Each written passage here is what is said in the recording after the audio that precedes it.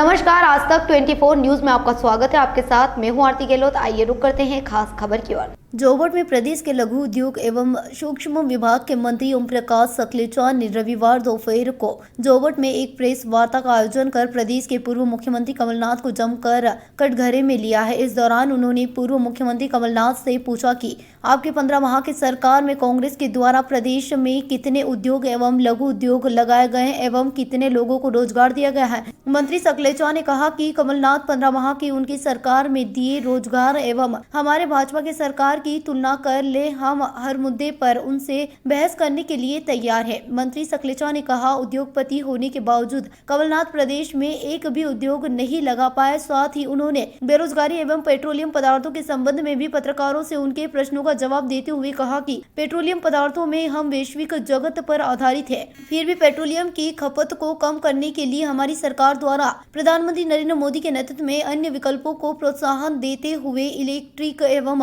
Hydrogen के विकल्पों को निरंतर बढ़ावा देते हुए पेट्रोलियम की खपत को कम करने का काम किया जा रहा है। मंत्री सकलेचा ने कहा कि इन विकल्पों पर बहुत पहले से ही काम करने की आवश्यकता थी, लेकिन कांग्रेस ने कभी इस बात पर ध्यान नहीं दिया। पत्रकार वार्ता में सांसद गुमान सिंह डामोर, गरोठ विधायक एवं जोबट विधानसभा प्रभारी देवीलाल धाकड़ एवं भाजपा जिला मीडिया प्रभारी हितेंद्र शर्मा मौजूद थे।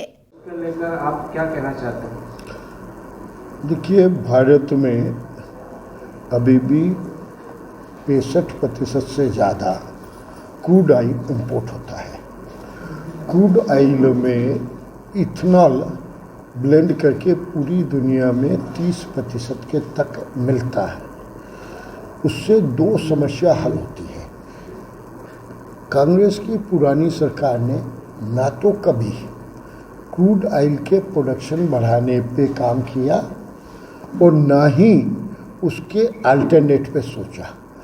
आज जब भारत में हमारे पास काफ़ी अनाज 3 साल तक का अनाज हमारे पास, चाहे मक्का हो, चाहे मोलेसिस हो, चाहे आपका चावल का चूरा हो, टुकड़े हों, ये सरप्लस है, तो इससे इथेनॉल बनाकर 20% तक ब्लेंड करने का अभी डिसीजन किया।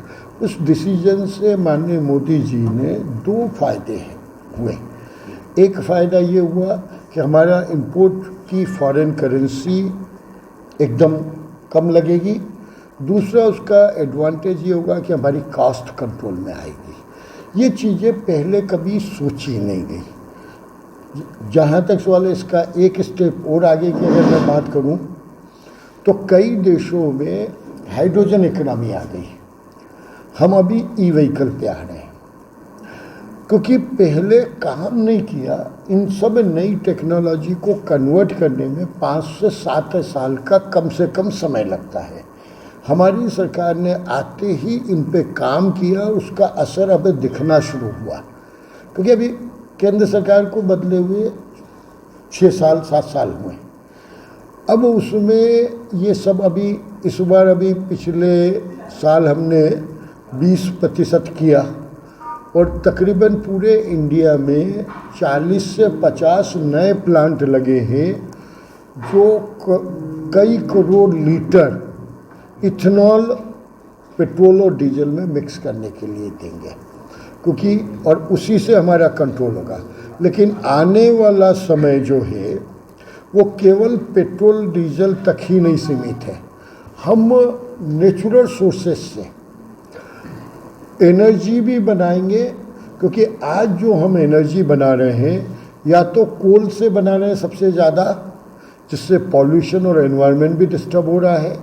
हमने मध्य प्रदेश की विधानसभा में जब कांग्रेस की सरकार थी, पावर स्टोरेज को लेके जब बातें हुई तो मेरा भाषण हुआ है, तो उसमें भी उन लोगों को ये स्वीकारना पड़ा कांग्रेस की सरकार ने, हाँ हमें इन टेक्नोलॉजी पे काम करना चाहिए। मध्य प्रदेश की विधानसभा में ओपन डिस्कशन है जो ऑन रिकॉर्ड है। साथ पावर जनरेशन और पावर स्टोरेज पे भी हमें सोचना पड़ेगा, क्योंकि ये भी कहीं ना कहीं पेट्रोलियम से काफ़ी हद तक डीजल का एक बहुत बड़ा क्वांटिटी पावर जनरेशन के लिए भी कई फैक्ट्रियों को लगानी पड़ती है।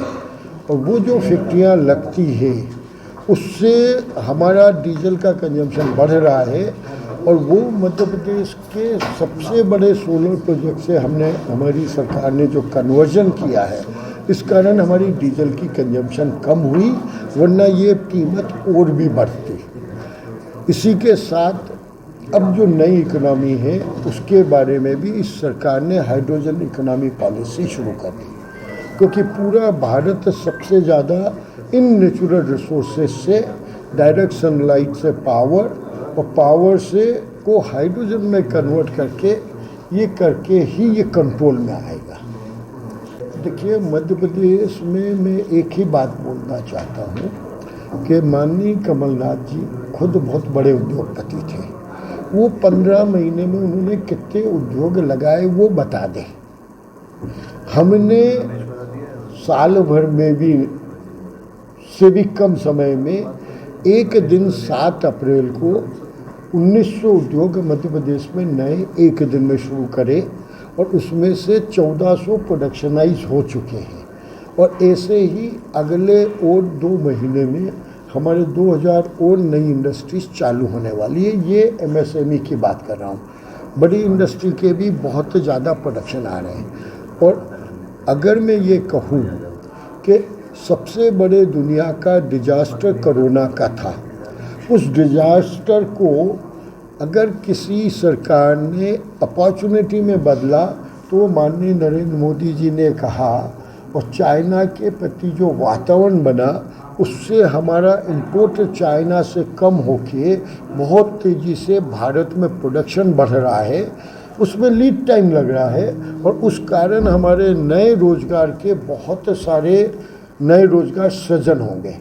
और उसी के माध्यम से जो हमारे पैसे से चाइना को रोज़गार मिल रहा था, चाइनीज़ जवानों को, चाहे फर्नीचर इंपोर्ट हो रहा था, टॉयज़ इंपोर्ट हो रहे थे, दीपक से लेके गणेश जी की मूर्ति तक जो इंपोर्ट हो रही थी, इसका मतलब भारत के नौजवानों का अधिकार उन गलत पॉलिसियों के कारण चाइना को भारत के पैसे से रोज़गार मिल रहा था, वो अब पिछले 1.5 साल में हमारे प्रधानमंत्री जी ने और मुख्यमंत्री जी के ने मिलकर काफ़ी हद तक कम कर दिया है। और बहुत तेज़ी से हमारे मध्य प्रदेश में जो ये अन्य उद्योग आ रहे हैं उसके माध्यम से बहुत तेज़ी से रोज़गार सृजन हो रहे हैं। मैं तो तुलना चाहूँगा कि उनके 15 महीने और हमारे 15 महीने का कंपेयर कर लो। उनने कितनी फैक्ट्रियाँ शुरू करी, रिकॉर्ड खोल लो, अंदर रिकॉर्ड है। ये कोई छिपी के तो हो नहीं रहा है। आप सीधा सवाल बात करें। अलीराजपुर जोबट से संवाददाता मुस्तकीम मुगल की रिपोर्ट। फिलहाल खबरों में इतना ही। तमाम जानकारी के लिए आप बने रहे हमारे साथ और चैनल को लाइक, शेयर, सब्सक्राइब करना ना भूलें।